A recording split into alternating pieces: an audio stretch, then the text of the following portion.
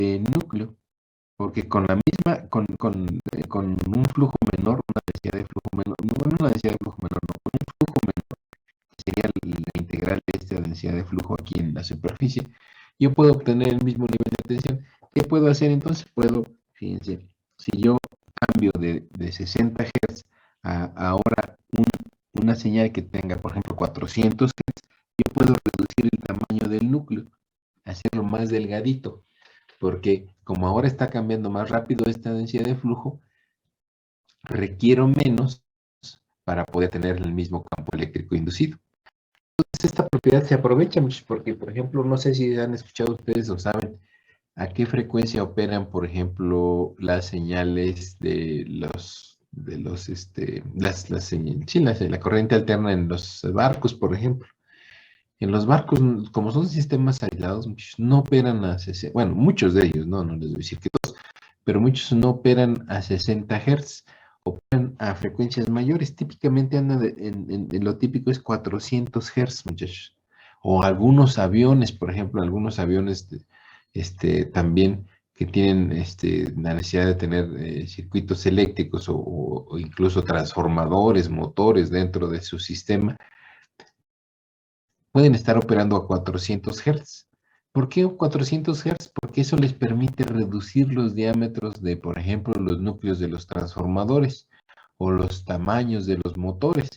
Para una misma capacidad pueden tener menor tamaño en los núcleos de hierro. ¿Y eso qué implica? Es que tengan que cargar menos peso en los aviones y los barcos, ¿no? Y eso pues se ha reflejado en un ahorro económico grandísimo. ¿Se imaginan? Si aún pues, en el peso que tiene que llevar por motores, por transformadores, pues le están haciendo que sea más eficiente, ¿no? Lo mismo ocurre en un barco. Si a un barco le quitan tamaño a los transformadores sin afectar su comportamiento, su potencia, por supuesto, sin afectar su potencia, es una gran ventaja, ¿no? Porque nosotros entonces podemos reducir el tamaño del dispositivo. Por supuesto, ahí en ese caso se justifica, porque también es caro trabajar a mayores frecuencias, pero se justifica el que podamos tener ese ahorro en peso.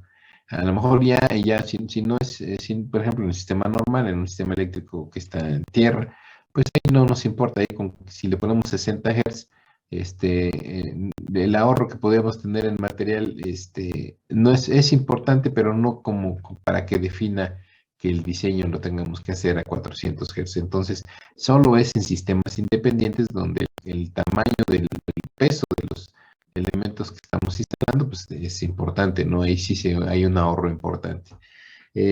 También bueno, esto lo vemos con por la variación con el tiempo, ¿no? Recuerden, mayor frecuencia, estas variaciones son mayores y por lo tanto, con menos flujo podemos tener el mismo campo eléctrico inducido, nada más porque lo hacemos variar más rápido.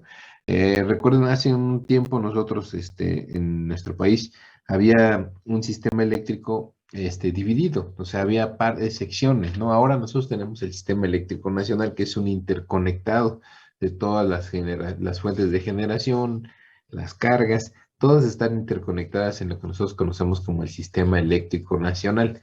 Hay unas secciones que están todavía aisladas, pero son pequeñas, que Baja California Sur tiene por ahí una sección que está aislada, pero en el caso general, el sistema está interconectado, todo el sistema eléctrico nacional.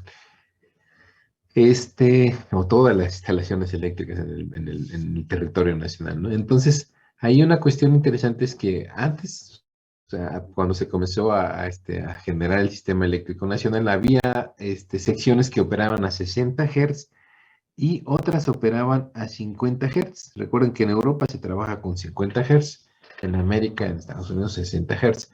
Entonces, nosotros teníamos en nuestro país secciones o redes que trabajaban a 60 y algunas redes que trabajaban a 50 porciones de la red.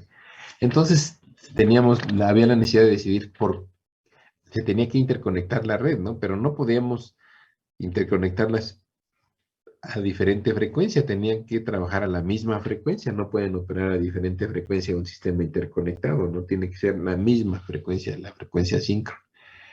Entonces, ¿qué frecuencia era la que se debería de seleccionar. Bueno, ahí fíjense, esta decisión se basó en esta ley de Faraday.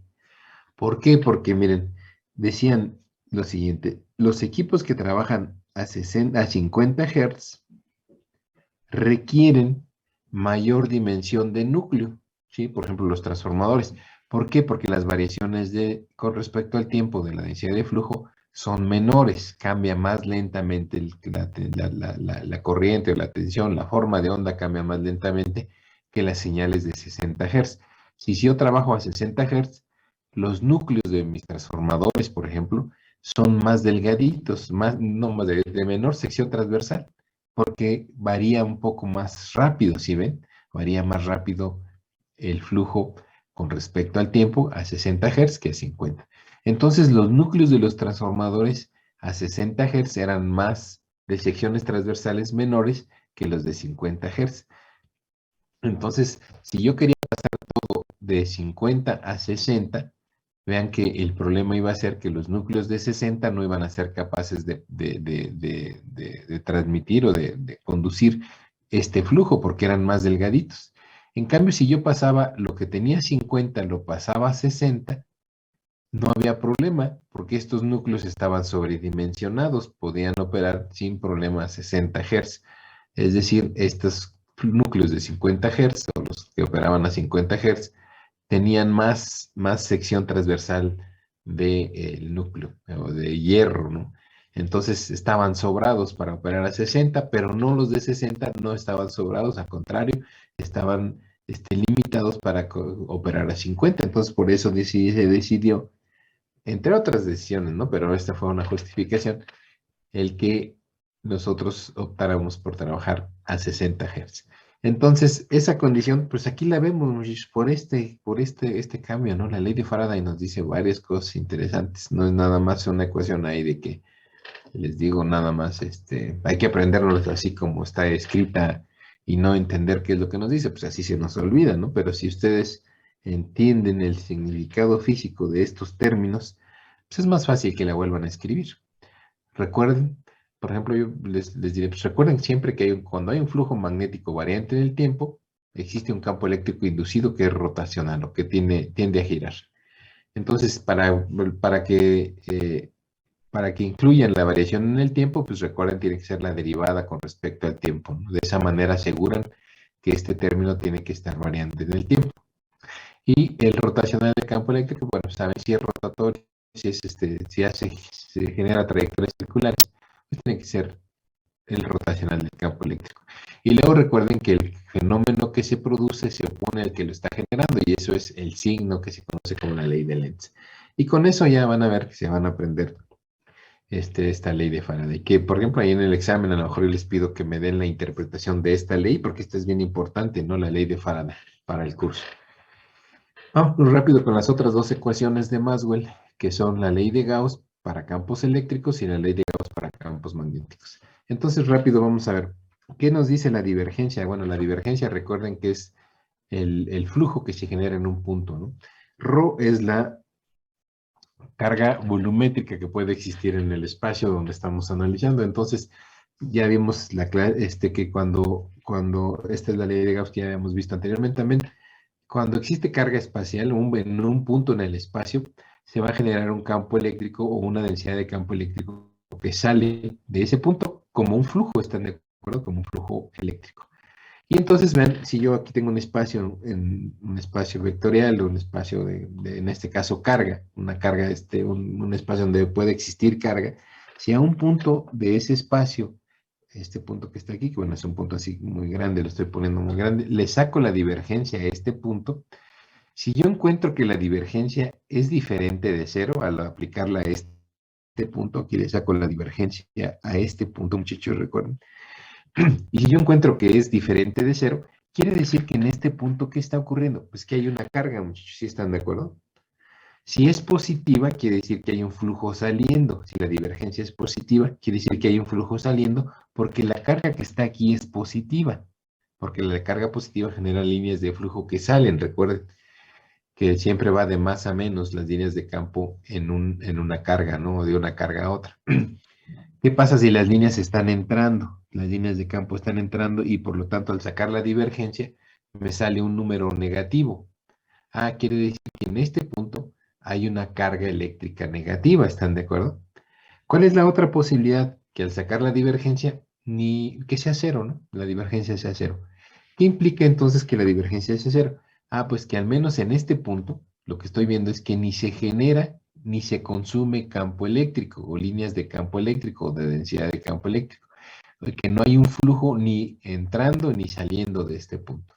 Entonces, esas tres condiciones aquí las tenemos expresadas y, bueno, básicamente vamos a diferencial dice, en la ecuación 3 el término de la izquierda, que es la divergencia, representa la cantidad de flujo eléctrico que se crea en un punto, y el de la derecha la carga por unidad de volumen, que es lo que acabamos de escribir, ¿no? Entonces aquí están, miren, vamos a suponer que el punto que acá estaba yo dibujando acá arriba es este puntito que está aquí.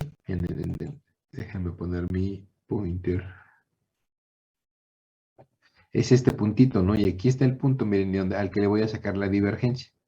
Por supuesto, el punto, si ven, lo estoy exagerando en el tamaño, y al sacar la divergencia a este punto, a esta sección que tengo aquí, vean que me está indicando que es mayor que cero el valor de la divergencia, y por lo tanto, si la divergencia es mayor que cero, ρ es mayor que cero, que es lo que estoy indicando aquí.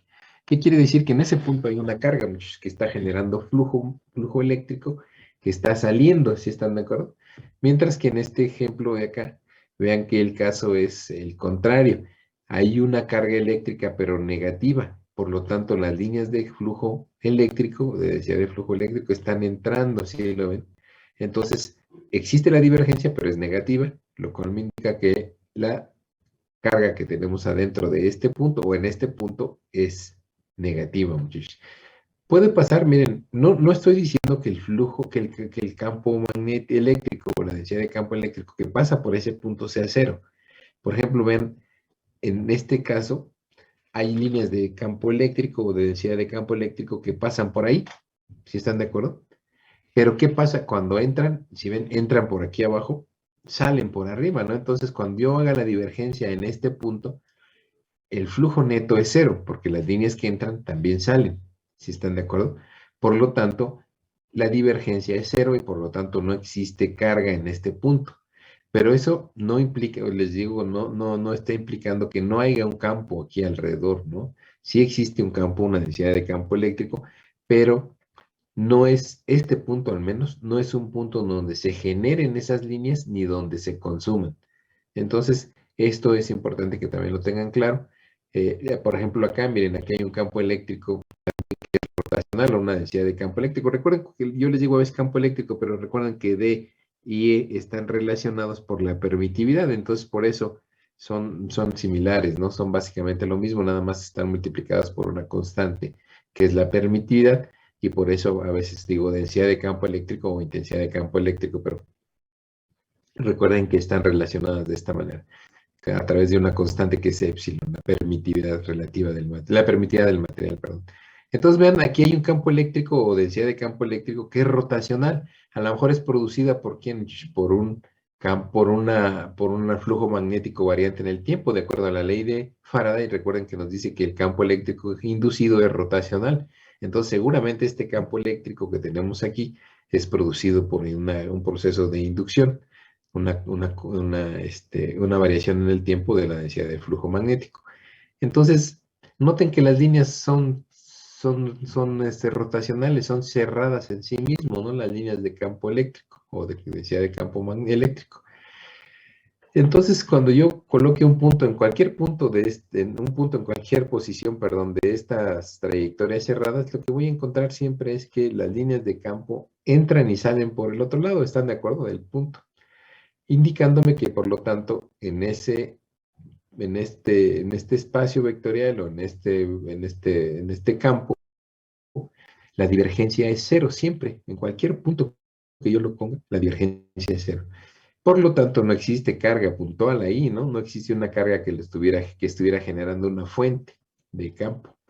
Entonces, eso es una característica de los campos eléctricos inducidos, los que se generan por variaciones en el campo, en el flujo magnético. Noten que hay dos campos, muchachos, dos tipos de campo eléctrico. Ahorita lo aprovecho para decirles, hay dos tipos de campo eléctrico. Uno que es generado por cargas, ¿sí lo ven? ¿Qué característica tienen cuando son generados por carga eléctrica? O a veces también por algunos potenciales, ya cuando aplicamos potencial a algún dispositivo, generamos también un campo eléctrico o cargas puntuales como estas, ¿no? ¿Qué pasa? ¿Qué característica tiene ese campo eléctrico? Que es divergente, ¿sí lo ven? Puede salir o generarse en un punto en el espacio, salir o consumirse en un punto en el espacio. ¿Qué pasa con los campos eléctricos pero generados por inducción? Ah, esos son rotacionales, ¿sí ven? Son rotacionales. ¿Por qué? ¿Quién me lo dice? La ley de Faraday. Acuérdense que aquí la ley de Faraday me dice que hay un campo eléctrico que es rotacional y que es producido por un flujo magnético variante en el tiempo. Entonces vean que pueden existir esos dos tipos de campo eléctrico, ¿no? Aquel generado por cargas o tensiones, voltajes, y aquel generado por inducción. Noten, el generado por inducción tiene como característica que es rotacional, es decir, que tiende a girar, que las líneas de campo son cerradas en sí mismas, mientras que el campo eléctrico generado por cargas son líneas de campo que tienen puntos donde se generan y puntos donde se pueden estar consumiendo, ¿están de acuerdo? Entonces, esa es una característica que deben tener clara. Luego vamos a ver más adelante, cuando veamos potenciales, cómo es que eso ocurre, ¿no? Muy bien, esa sería la ley de Gauss para campos eléctricos. La ley de continuidad de campo magnético, o de Gauss para campo magnético, perdón, también así se conoce, está definida por esta ecuación que dice la divergencia de B es igual con cero. Aquí es muy sencillo entender esto, ¿no? Porque me dice que siempre la divergencia del campo magnético o de la densidad de campo magnético es cero, muchachos. También recuerden que B es igual a mu por H. ¿Se acuerdan? Entonces, esta ecuación se puede aplicar a B o también a H, ¿no? Porque si sustituyo B por mu por H, pues me va a dar el mismo resultado, es lo mismo, ¿no? Se cumple lo mismo. Pero ¿cuál es la interpretación? Pues que el flujo magnético o el campo magnético nunca se puede generar en un punto ni consumir en otro punto, ¿no? ¿Qué significa? Si no se pueden generar en un punto ni consumir en un punto, quiere decir que siempre están formando trayectorias cerradas. Entonces dice aquí, se puede ver que no existen fuentes puntuales de campo magnético. Fíjense, no existen cargas magnéticas, muchachos. ¿Saben? Nunca habían oído hablar de una carga magnética. Pues no, no existe una carga magnética, ¿no? Es decir, no existe un polo norte o un polo sur independiente. Por ejemplo, que dijéramos, yo tengo un polo norte, que es una carga magnética, y por acá tengo un polo sur, que es otra carga magnética. Eso no existe, muchachos. Siempre existen en pares, ¿verdad? Ustedes han visto, siempre vamos a tener un norte y un sur, por ejemplo, en un imán permanente. Entonces, las líneas de campo, aquí los vemos, si graficáramos las líneas de campo en un imán permanente como este que está aquí, veríamos que siempre está generando líneas o trayectorias cerradas en sí misma. A veces en el imán nosotros nada más las dibujamos por fuera, pero en realidad se están cerrando a través del imán, como se muestra aquí.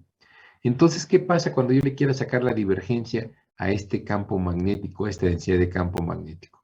Pues puedo poner en cualquier punto que yo me ponga de este campo magnético, por ejemplo, me coloco aquí y saco la divergencia. Recuerden que la divergencia me dice si se está generando flujo en ese punto o se está consumiendo. O simplemente el flujo, o no hay flujo que se genere ni se consuma, sino que nada más el campo, perdón, pasa por ahí, pero no se genera ni se consume en ese punto. Entonces noten que esto, por eso es que siempre la divergencia siempre es cero, porque en cualquier punto que ustedes se coloquen de este campo, van a encontrar que las líneas de campo entran, pero luego salen, ¿verdad? Porque son cerradas, son circulares, son rotacionales o son cerradas en sí mismas. Entonces, en cualquier punto que ustedes me quieran poner, sacarle la divergencia, por ejemplo, aquí, acá, donde quieran sacarle la divergencia, van a encontrar que esto siempre se va a cumplir. Entonces, es interesante porque, fíjense, los campos magnéticos nunca van a tener una fuente o un sumidero, como le llaman, ¿no? De donde se pueda crear o consumir. Si eso fuera cierto, les digo, entonces tendríamos líneas de polos norte separados de los polos sur, y ustedes tampoco, no sé si lo han intentado, pero un imán, una varita de un imán, si la rompen, ¿qué pasa? Por ejemplo, si este imán lo separan aquí, pues lo que van a generar es otro imán permanente, más otros dos imanes permanentes más pequeñitos, pero que siguen teniendo su norte y su sur. No los pueden separar, ¿no? Y eso se conoce como que no existen cargas magnéticas. No existen cargas magnéticas como en el caso de las cargas eléctricas, que puede positiva por allá un dispositivo cargado nada más con carga positiva y otro separado por acá con carga negativa, ¿no? Eso sí lo podemos hacer, podemos cargar los cuerpos con cargas distintas, pero en el caso de un imán, incluso si, por ejemplo, tenemos una barra de acero y la magnetizamos con una corriente, si recuerdan que alguna vez lo han hecho ustedes, a lo mejor enrodar un conductor y hacer pasar corriente a través del conductor que está enrollado en la barra, en un clavo lo hacemos, ¿no? Y se genera un imán, se magnetiza el imán, el clavo, perdón, pero ahí, si lo llegaron a ver, siempre teníamos el norte y el sur, teníamos juntos los dos polos, nunca los podemos separar. ¿Por qué? Porque no se pueden, siempre van a estar apareciendo en par, ¿no? Juntos el norte y el sur, o tenemos que tener siempre el norte y el sur. Entonces, esto es lo que nos dice básicamente la ley de continuidad de campo magnético, que siempre la densidad de flujo magnético, cuando le saque la divergencia, va a ser cero. O también pueden manejarlo así. Siempre el campo magnético se genera en trayectorias cerradas, que por lo tanto provocan que la divergencia en cualquier punto de ese campo vectorial magnético sea cero la divergencia. Entonces, esto es básicamente lo que me dice la ley de Gauss para campos magnéticos. No se les olvide por aquí. Es fácil. Ahora, esas cuatro ecuaciones que acabamos de ver, es la interpretación, pues deberíamos de tener un poquito más claro qué me dice cada una de ellas, ya recordarlas más fácilmente, gracias a que podemos tener una interpretación física. Esa es la idea de lo que acabamos de ver. Ahora, una cosa interesante es también las ecuaciones de Maxwell, es la teoría generalizada de los campos electromagnéticos. Y pues también de ahí sale la teoría de circuitos, muchachos. La teoría de circuitos que hemos manejado nosotros en nuestros cursos de circuitos eléctricos 1, 2, 3, hasta lo que era, ¿cómo se llamaba el otro curso? Bueno, no sé cómo le llaman ahora, si es electrotecnia 4, pero se llamaba mediciones, que eran mediciones eléctricas. Eh, Toda esa teoría que vieron ustedes, pues básicamente está respaldada o se deduce de las leyes de Kirchhoff. De ahí se pueden deducir. Un ejemplo rápido es la ley de Kirchhoff de corrientes, aquí nada más para que vean cómo la teoría de circuitos puede ser deducida de las leyes de las ecuaciones de Maxwell. Vamos a ver cómo se deduce la ley de Kirchhoff de corrientes. En este caso, se deduce de la ley de Ampère. Miren, aquí está la ley de Ampère, si la ven, esta que está entre corchetes.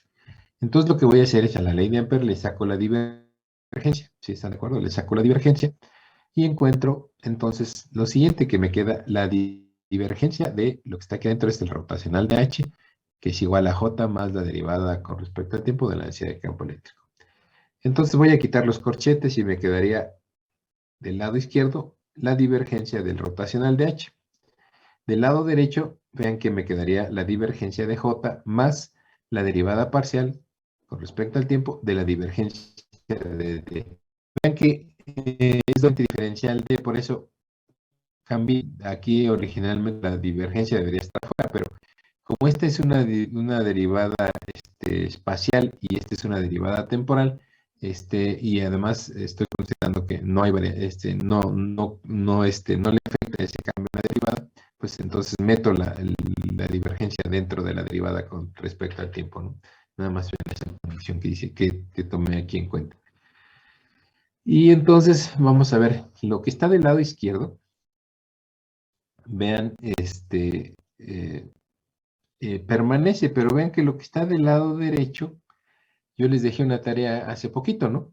Que les dije que verificaran que la divergencia la divergencia del rotacional de una función vectorial era ¿cuánto, muchachos? Siempre cero. Entonces aquí este lado se hace cero. Y entonces lo que nos queda es nada más lo que tenemos de este lado de la igualdad, de este lado derecho. Esta ecuación que está aquí es la ley de Kirchhoff, pero bueno, microscópica, muchachos. Dice, del análisis vectorial tenemos que el término de la izquierda es siempre igual a cero y la ecuación resultante es conocida como la ley de Kirchhoff, que es esta que está aquí. Vamos a ver la ley de Kirchhoff. ¿Por qué? Ustedes podrían decir, bueno, ¿por qué me dice que es la ley de Kirchhoff? Bueno, si yo saco esto, espejo, la divergencia de J sería igual a menos la derivada parcial de la carga con respecto al tiempo. ¿Sí? Esa es la original, la ley de Kirchhoff original. Así queda la ley de Kirchhoff. Vean, ¿qué estoy sacando? ¿Qué hago cuando saco la divergencia de J a un punto? Pues estoy viendo si se genera o se consume corriente en ese punto, ¿están de acuerdo? Porque J es la densidad de corriente. Entonces, me dice aquí que cuando yo le saque la divergencia a un punto en el espacio, si existe y es diferente de cero, es porque hay una carga en ese punto que está variando en el tiempo. A ver cómo es eso y con un signo negativo. Vamos a verlo de una manera más sencilla. Así. Hagan de cuenta que este es un punto en el espacio. Y yo le saco la divergencia a J, que es la corriente que está saliendo de este punto o entrando, porque es lo que me da la divergencia, ¿no? Si hay un flujo saliendo de corriente de este punto. Si llegara a existir esta divergencia, quiere decir que hay una carga aquí en este punto, pero que esa carga está cambiando en el tiempo. ¿Para qué? ¿Por qué tiene que estar cambiando en el tiempo? Porque está saliendo en forma de corriente, ¿están de acuerdo? Por lo tanto, tiene que estar cambiando. Si la divergencia es positiva, vamos a escribirlo aquí, miren, la divergencia de J es igual a menos la derivada parcial de ρ con respecto al tiempo, me está diciendo que de la densidad de corriente existe en este punto, es porque aquí había una carga pero que se está reduciendo, porque si está saliendo corriente, quiere decir que la carga está siendo cada vez menor, ¿están de acuerdo? Porque eso es lo que está produciendo que haga flujo de corriente, carga que está saliendo de este punto. Entonces, eso quiere decir que la carga que tenía en este punto está variando en el tiempo de signo negativo, está reduciéndose en cuanto a magnitud, si lo notan. Si esta carga, si esta densidad de corriente fuera negativa, es decir, que esta divergencia fuera negativa, querría decir que está entrando corriente, ¿están de acuerdo? Que está entrando densidad de corriente o corriente. Si está incrementando, si está entrando corriente, quiere decir que la carga que se está almacenando en este punto está creciendo, muchachos. Cada vez hay más carga, más carga, más carga, ¿no? Porque pues, la densidad de la corriente, pues es flujo de carga, ¿no? Entonces, por eso, esta derivada sería positiva, ¿no? Si ven el signo menos menos, esto podríamos ponerlo como un incremento positivo, está incrementando la carga en este punto. Ahora, eso es desde el punto de vista microscópico, pero en la realidad ya, por ejemplo, en circuitos eléctricos nosotros sabemos que en un nodo, por ejemplo, en un punto de conexión, pues no se genera ni se consume carga. Si es un nodo así donde conectamos dos alambres o dos conductores, pues no se puede generar ni consumir carga porque no hay una fuente, ¿están de acuerdo? Entonces nosotros la ley de Kirchhoff típicamente la vemos así. Decimos que la corriente que entra a un nodo tiene que salir, ¿están de acuerdo? Porque no se genera corriente en ese punto. Entonces, pues de ahí decimos, bueno, entonces la corriente que entra tiene que ser la misma que salga, porque en ese punto no puede generarse ni consumirse o almacenarse carga. Entonces, la divergencia es cero. Y esto es básicamente pues, lo que nosotros conocemos como la ley de Kirchhoff que aplicamos a teoría de circuitos. Esto es de forma microscópica porque está en función de la densidad de corriente, pero pues es lo mismo, muchachos, que nosotros habíamos visto. Entonces, de ahí, miren, este es un ejemplo nada más de cómo las ecuaciones de teoría de circuitos que hemos manejado pueden ser deducidas de las leyes de Maxwell. Dice, el primer término representa la divergencia, ya lo que sabíamos de la corriente de conducción, recuerden, es corriente de conducción. Esto indica si en un punto se está creando o consumiendo corriente.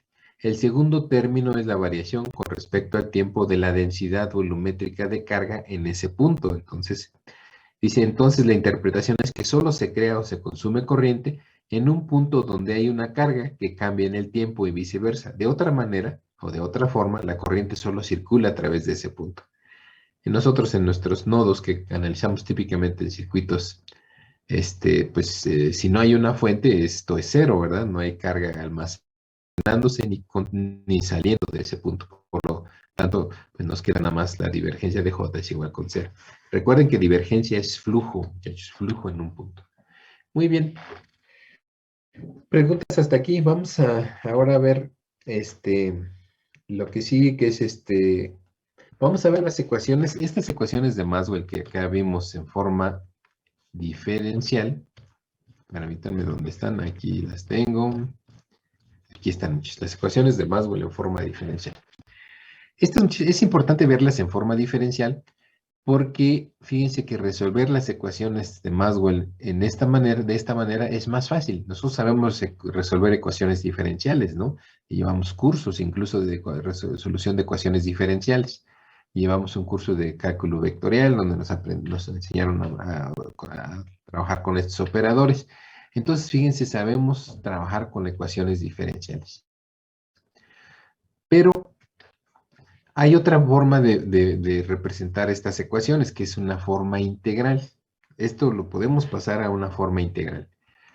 La forma integral es importante porque muchas veces también se pueden resolver los problemas de manera analítica cuando son sencillos. Cuando son sencillos, a veces es más fácil resolver una ecuación, hacer una integral que una diferencial a veces, ¿no? Para ciertas geometrías, ciertos tipos de problemas. Y además también muchas veces es más fácil interpretar la condición física de estas ecuaciones cuando las vemos en forma integral, muchachos. Entonces vamos a pasar esas ecuaciones que teníamos en forma diferencial a una forma integral para conocerlas también en forma integral. Aunque la mayoría de las veces van a ver que nosotros las preferimos resolver en forma diferencial. Les decía mucho, bueno, no, aquí unas anécdotas, las ecuaciones de Maxwell, muchachos, son así como lo máximo para los electricistas, ¿eh? O sea, electricistas electrónicos. Me acuerdo que yo tenía un profesor que llegaba y me decía, bueno, nos llegaba a las clases y nos decía, jóvenes, les recuerdo que después de las ecuaciones de Maxwell, no hay nada nuevo bajo el sol.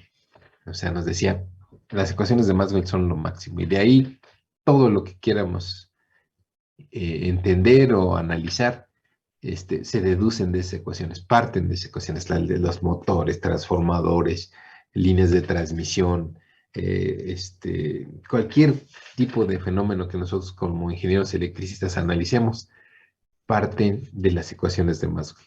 Muchas veces no recurrimos directamente, por ejemplo, ustedes no las conocían y han trabajado, bueno, no sé si no las conocían, pero digo, a lo mejor no las han utilizado y han llevado conversión, por ejemplo, o circuitos. Y entonces dicen, entonces, ¿por qué dice que son las más importantes? Y yo ni las he visto y ya estoy en octavo semestre.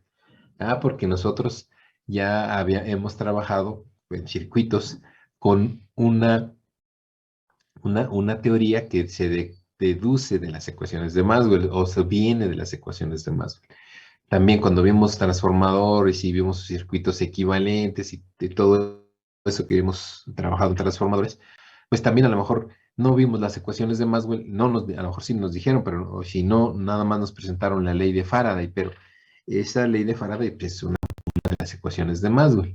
Entonces, vean, es bien importante que como ingenieros electricistas manejen o conozcan las ecuaciones de Maxwell y sepan qué les dice cada una de ellas. Por ejemplo, otra nada más para que vean la importancia de estas ecuaciones.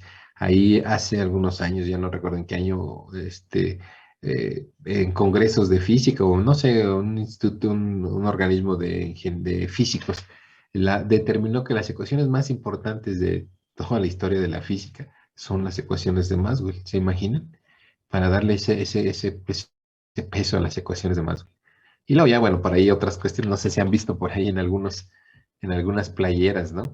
Que están las ecuaciones de Maxwell que las traen, entonces ahí les pueden ustedes llegar hasta comprar si la encuentran por ahí en algún lugar. Están estas ecuaciones ya sea en forma integral o en forma diferencial, y entonces déjenme nomás les platico cómo dicen, ¿no? Así miren, están aquí, así las ecuaciones, están 4 ecuaciones ahí, luego las ponen en forma integral o en forma diferencial, y la playera dice arriba, entonces Dios dijo, y ponen las ecuaciones de Maxwell, y abajo dicen, y se hizo la luz. Así nada más, está bonita esa playera, por ahí se la llegan a encontrar. Son las ecuaciones de Maxwell, entonces no, muchos la pueden ver y dicen, pues, ¿qué será esa ecuación? ¿Qué serán esas ecuaciones que dice eso, no? Que dice que entonces Dios dijo, y ponen las 4 ecuaciones, y abajo dicen, y se hizo la luz. Así es una playera que anda por ahí, y a lo mejor algún día la ven por ahí, cómprenla, porque a mí se me hace bonita, se me hace interesante, ¿no? Entonces, vamos a hacer lo que habíamos quedado, vamos a pasar las ecuaciones de Maxwell de forma integral, diferencial, a forma integral.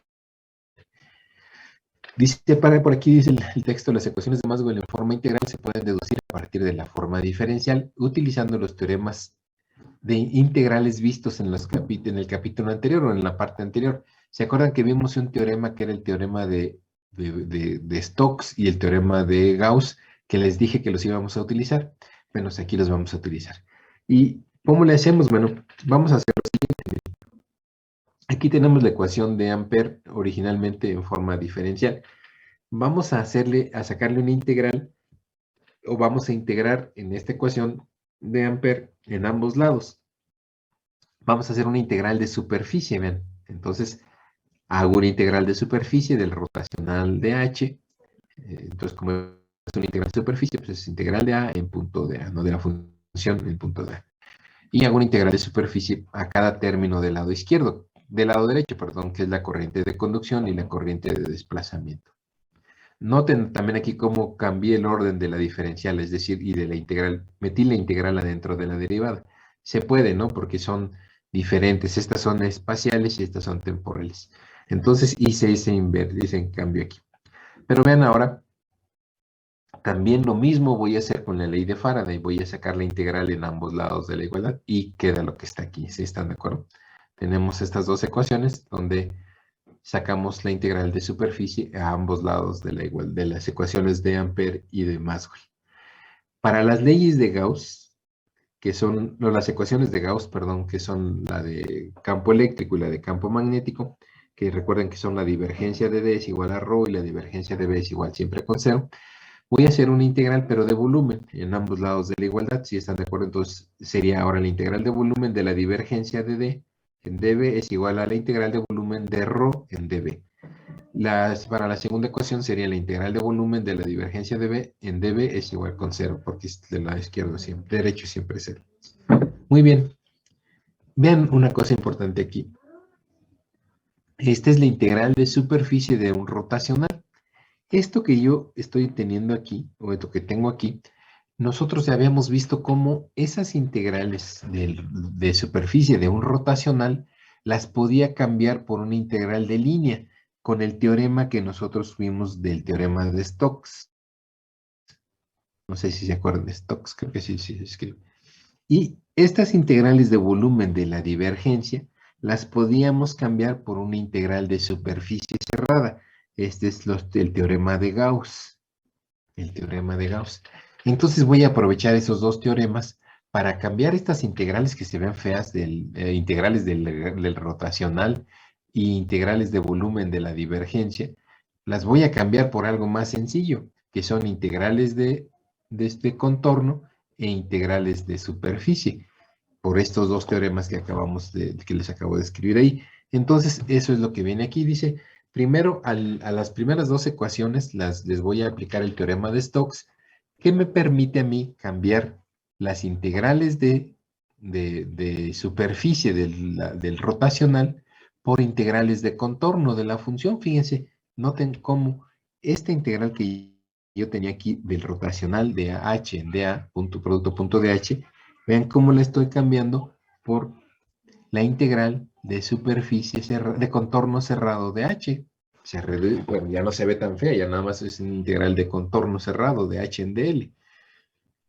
Lo que queda del lado derecho, perdón, eso, bueno, no lo voy a hacer ningún cambio porque nada más estoy sustituyendo estos términos del lado izquierdo utilizando el teorema de Stokes. Lo mismo ocurre aquí en la ley de Faraday. Fíjense cómo cambié la integral de superficie del rotacional de E por la integral de contorno cerrado de la función vectorial. Se redujo, se ven menos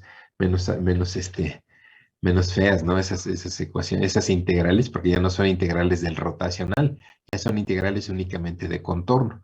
Entonces, vean, reduje de manera importante la complejidad de esta operación. Lo del lado derecho se queda igual, hasta ahorita lo voy a dejar igual como está aquí. En el caso de las leyes de Gauss, vean cómo las integrales de volumen, que recuerden, son integrales triples, pues las reduje a integrales de superficie. Y ya no eran integrales de volumen de la divergencia, ya no son, perdón, integrales del volumen de la divergencia, ya son integrales de superficie cerrada de una función vectorial. ¿Qué esto qué es, muchachos? Es flujo, ¿se acuerdan? Las integrales de superficie cerrada me dicen el flujo que sale por la superficie A. Lo mismo para esta ecuación de Gauss de campos magnéticos. La integral de superficie cerrada de la densidad de flujo magnético de A es igual con 0. Recuerden que las integrales de superficie me dicen el flujo que sale de un volumen, ¿no? Un volumen que está limitado por la superficie A. Lo mismo acá. Acá recuerden que la integral de contorno cerrado de una función vectorial, pues me mide la circulación, decíamos, ¿no? O el trabajo, lo asociábamos al trabajo que se genera en un campo vectorial cuando seguimos una trayectoria L. Cuando son cerradas la llamamos circulación, ¿no? Entonces la circulación del campo magnético y la circulación del campo eléctrico. Muy bien, estas son las ecuaciones de Maxwell en forma integral, muchachos. Todavía podemos hacer algunas simplificaciones. Vean, por ejemplo, la integral de superficie de la densidad de corriente, pues es el flujo de corriente, ¿no? El flujo de la densidad de corriente, que quiere decir que es básicamente la corriente que está pasando por la superficie A. Esta es una corriente, ¿sí están de acuerdo? Y esta también, si ven, es igual, es una corriente. Ya no son densidades de corriente, ya son corrientes, porque ya las estoy integrando en una superficie. La densidad de corriente, recuerden que me dice cuántos amperes por metro están pasando en una superficie a través de un punto, ¿no? Si yo integro esa densidad de corriente en esta superficie A, lo que encuentro es la corriente total, perdón, la corriente total que está atravesando esta superficie. Por eso, estas integrales de superficie de J, pues son ahora corrientes, si lo notan. Dos corrientes, una corriente que es de conducción, y esta corriente, ¿cómo le llamamos? ¿Corrientes de qué? Desplazamiento. De desplazamiento, exactamente, la que se dan a través de los dieléctricos, muchachos. Y estas son a través de los conductores. Lo mismo acá tenemos una integral de superficie de la densidad de flujo magnético. La densidad de flujo magnético, que recuerden, son líneas de flujo por unidad de superficie, es decir, Webers por metro cuadrado, ¿no? ¿Cuántas líneas pasan por unidad de superficie? Eso es lo que me dice la densidad de flujo magnético. Si yo integro el flujo que está pasando a través de la densidad de flujo, perdón, que está pasando a través de una superficie, ¿qué encuentro? Pues el flujo total, el flujo magnético total que está atravesando esa superficie. Típicamente lo ponemos como phi, ¿sí? Entonces, sí, perdón. Entonces, esto que está aquí, esta integral, me dice cuánto flujo está atravesando la superficie. B, recuerden que es las líneas de flujo por unidad de superficie. Si yo integro en una superficie esta densidad, pues lo que encuentro es todo el flujo total que está atravesando la superficie A. Muy bien, entonces, esas ecuaciones ahora nosotros, bueno, las vamos a conocer como las leyes, las ecuaciones de Maxwell, pero en forma integral. Y así están escritas, miren, así las pueden hacer, escribirlas en su playera y cargarlas así también. En una playera las escriben y las ponen y ya tienen las 4 leyes las 4 ecuaciones de Maxwell. Vamos a interpretar de la misma manera que interpretamos las leyes de Maxwell en forma integral, diferencial, vamos a interpretarlas en forma integral. Nada más vamos a ver una el día de hoy porque ahorita también quiero ir a la escuela, nos hacen ir a la escuela cada viernes, entonces tengo que irme, muchachos, pues yo no estoy en la Ciudad de México, entonces me voy un poquito más temprano. Vamos a empezar con la ley de Ampère.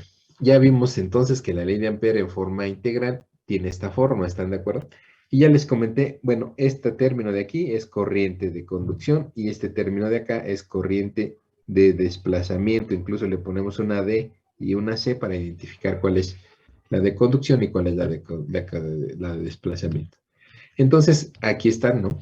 Vean, aquí reescribí la ley de Ampère y digo que la circulación del campo magnético, que es la integral de contorno cerrada de H en dl, es igual a la corriente de conducción. Si recuerdas, la corriente de conducción está definida por la integral de superficie de la densidad de corriente de conducción en una superficie A, pues es IC, corriente de conducción.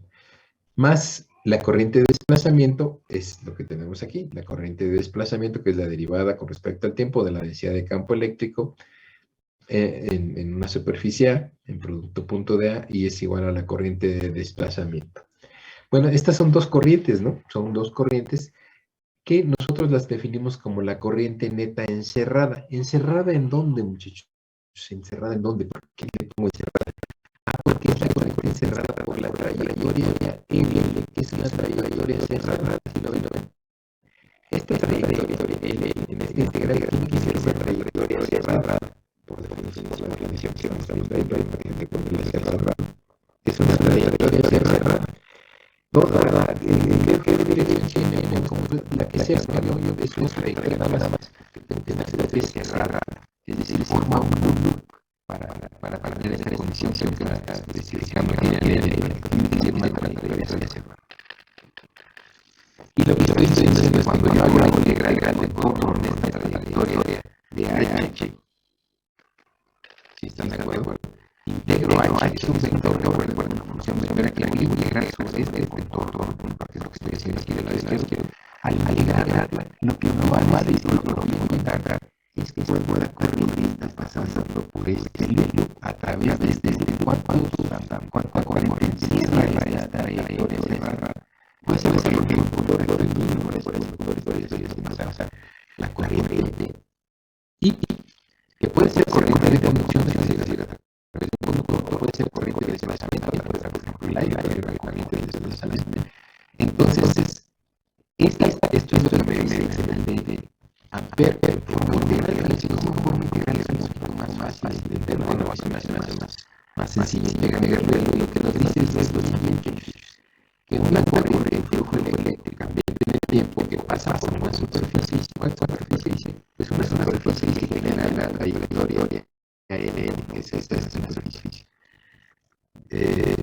Produce un campo magnético circulante alrededor de la trayectoria cerrada a la mirada a la superficie. Es decir, si yo hago un círculo a través de esta superficie, que puede ser de conducción o de desplazamiento, voy a tener que en el contorno de esta superficie se va a generar un campo magnético que es rotacional, que se cierra desde la línea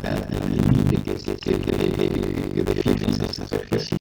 Esto es lo que está diciendo. Yo puedo ver referencias interesantes a la diferencia. Yo puedo calcular, si puedo integrar, puedo tener cuánta corriente está pasando a través de esa superficie, ¿no? Recuerden, es la superficie que genera esta trayectoria cerrada. Si yo cierro una trayectoria L, lo que voy a generar es plana, ¿de acuerdo? O al menos en una trayectoria no generar plana, estoy generando una superficie que define esta línea, puede ser límite, que es el contorno cerrado, que es la frontera de esa superficie. Entonces, aquí es interesante porque miren, supongamos que aquí yo tengo un conductor, vamos a poner más de corriente de conducción, y que está llevando esta corriente, la corriente. Noten que si yo calculo la integral del campo magnético, la trayectoria hacia C1, pues voy a encontrar que va a ser igual a la corriente que está pasando por aquí. Es decir, yo conozco H, voy a hacer la integral de H en esta trayectoria cerrada. Voy a encontrar cuando llegue a la integral de contorno de H, cuando aquí conozco de H sobre la trayectoria, no cuál trayectoria que define el contorno de esta superficie. Si yo hago esta integral de H, es decir, hago esto, lo que voy a encontrar que resulta que pasa igual a la corriente que está atravesando esta superficie. Si lo ven. Ahora, entonces, eso se cumple. ¿Qué pasa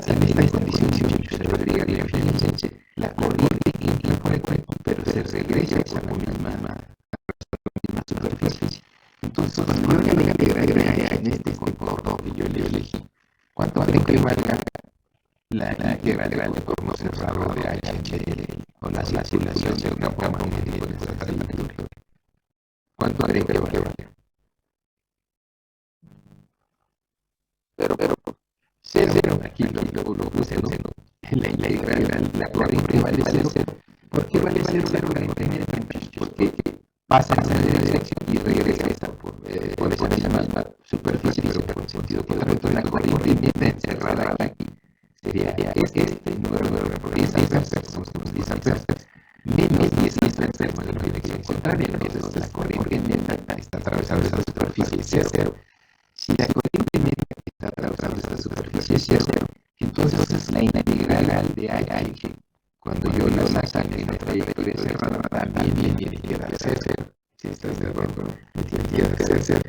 Entonces esta condición es la que le digo aquí, inciso B, que la corriente neta es cerrada de cero, por lo tanto también si la corriente neta es cerrada de cero, también la integral de contorno de H o la circulación de H en esa trayectoria, por supuesto, es cero. ¿Qué pasa en esta trayectoria? En esta trayectoria de contorno cerrado genera una superficie como la que está aquí. Y ven que la línea de la flujo de corriente o el conductor que lleva corriente no la vista, ¿verdad? Entonces, cuando llega la integral sobre esta superficie que voy a encontrar, ¿cuánto vale la corriente de hacia arriba? Entonces, fíjense, eso quiere decir que también la integral de contorno, cuando yo la haga del índice de campo magnético en esta trayectoria, tiene que ser cero. Una cosa importante, no quiere decir no haya campo magnético aquí, o sea, sí existe campo magnético, porque yo sé que alrededor de los corrientes se generan campos magnéticos, pero en esta trayectoria particular, si yo hago una integral, va a ser cero, porque no estoy insertando ninguna corriente. Sí, en esta trayectoria, cuando yo haga la integral del campo magnético aquí, que existe el campo magnético, existe campo magnético, pero al hacer la integral voy a notar que el resultado de esa integral va a ser cero. Sí, eso es lo que estoy diciendo. No me estoy diciendo que el campo magnético sea cero. Cuidado, no estoy diciendo que el campo magnético aquí sea cero. Lo que estoy diciendo es que la integral es ese contorno del campo magnético sea cero. Muy bien. Pero vamos a ver un ejemplo ya como último caso. Vamos a poner el caso de un cable coaxial. Un cable coaxial como este que tenemos aquí. Estos son los cables de alta potencia. El cable coaxial se ha utilizado en el biblioteca, por ejemplo, para las plantas de atenuación. Un cable coaxial pasa por el conductor central y retorna reflejado por el voltaje. Si se acuerdan, los cables coaxiales de derecha, por ejemplo, el cable potencia es coaxial. Entonces, vamos a suponer que yo quiero capturar el campo magnético alrededor de ese cable coaxial. Y digo, voy a hacer una trayectoria cerrada alrededor de este conductor. Es la trayectoria distante, perdón, hay una distante, pero vamos a poner relación muy científica concéntrico con el conductor. No me sale el número, estoy haciendo ese video, pero me da cuenta. Esta es la trayectoria que está a una distancia del centro. Sale. Y digo, voy a calcular con el campo magnético como un punto fuera del conductor en este punto, pero lo voy a hacer de la siguiente manera. Voy a generar una trayectoria cerrada y voy a hacer la integral del contorno de H de L, ¿de acuerdo? Ahora, fíjense, por simetría, yo sé que H va a ser la misma en cualquier punto de esta trayectoria cerrada. Si están de acuerdo que es el mismo punto a la misma dirección, ¿sí? Y si yo recuento el conductor, va a ser lo mismo que esté yo aquí, que esté acá, es por simetría. La intensidad de campo magnético en cualquier punto de esta trayectoria es la misma. Si está de acuerdo, es la misma. Otra cosa que yo sé es que el campo magnético es circular en esta trayectoria. También yo sé que ya lo vimos en la ley de la forma diferencial, que este campo va a ser este campo magnético rotacional. Y entonces yo voy a tener como voy a decir aquí porque el campo nada más tiene dirección phi, es decir, nada más tiene una dirección, una componente en la dirección de la trayectoria phi, de la trayectoria de este conductor, nada más tiene componente en la dirección phi. Es decir, no hay un campo magnético de salida, una componente del campo magnético en esta dirección, no. Nada más tenemos las componentes tangenciales a esta trayectoria. Y luego también existe el diferencial de longitud. Si se forma el diferencial de longitud, también es tangencial. Entonces, eso significa que estos dos vectores HL son colineales, es decir, en la misma dirección. Si tienen la misma dirección, entonces el producto se vuelve ya el producto de dos magnitudes, de acuerdo, porque ya el producto de dos vectores tienen la misma dirección. Entonces lo que el L integral cerrada de L de H de L nada más, de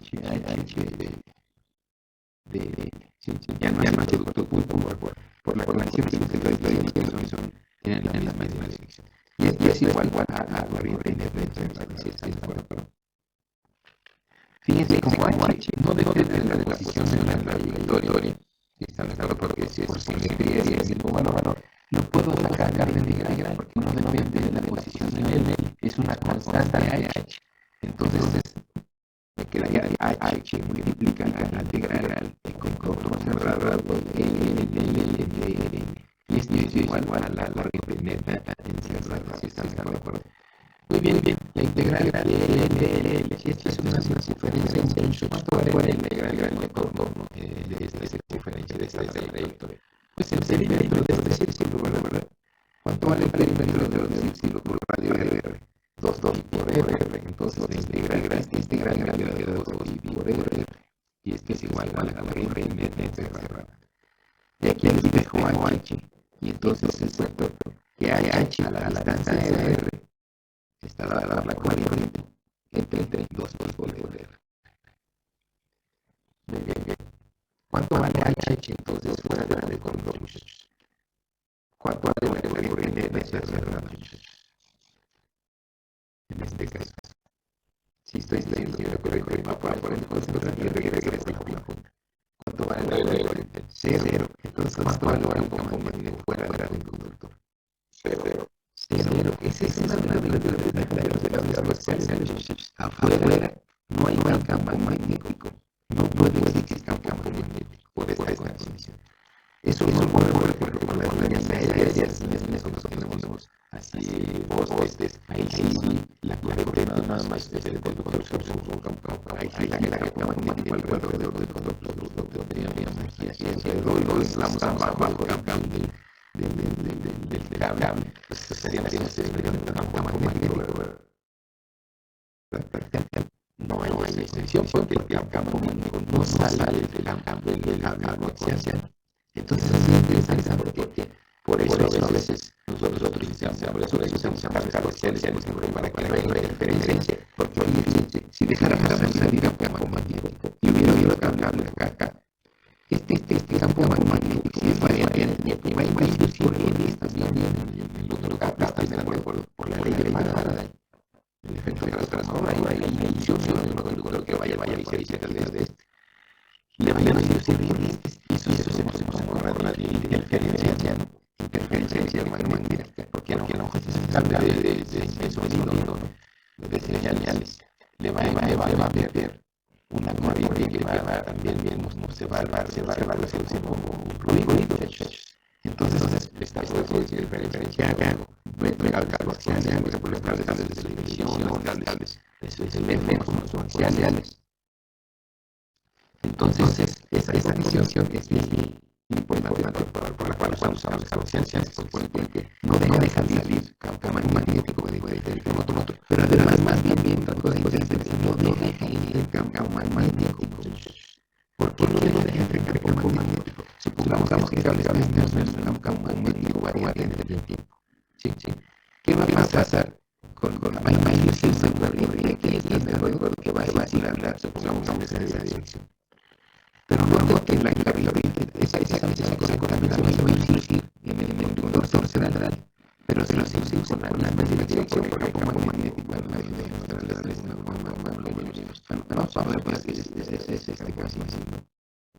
Este campo magnético BH va a inducir corrientes de los dos conductores del blindaje como el conductor central. Pero las corrientes inducidas en ambos conductores en la misma dirección. Perdón.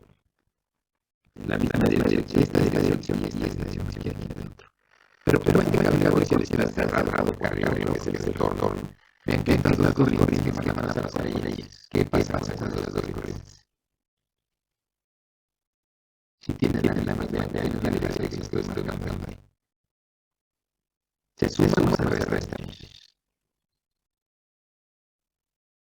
A ver. Pero si esta va para arriba y esta va para arriba, cuando se ve en qué dirección viene una respecto a la otra, contraria, ¿no? ¿Sí lo ven? Sí.